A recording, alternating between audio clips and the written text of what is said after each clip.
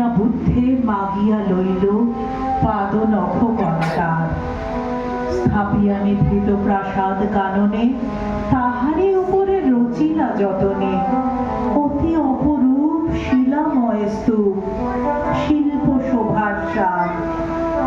সন্ধ্যা বেলায় সূচি বাস পরি রাজবধূ রাজবালা আসিতেন ফুল সাজায় ডালায়। স্তূপ পদমূলে সোনার থালায় আপনার হাতে দিতেন জ্বালায় কনক প্রদীপমালা।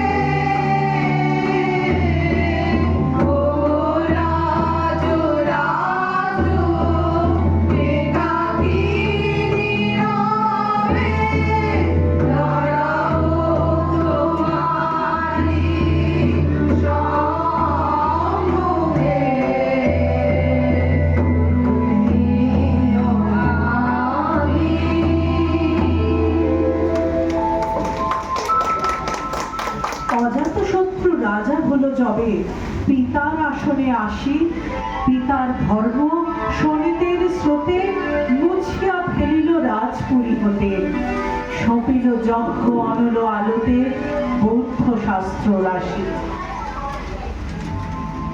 কহিল ডাকিয়া অজাত শত্রু রাজপুর নারী সবে, বেদ ব্রাহ্মণ রাজা ছাড়া আর কিছু নাই হবে পূজা করিবার। এই কটি কথা যেন মনে সার, ভুলিলে বিপদ হবে।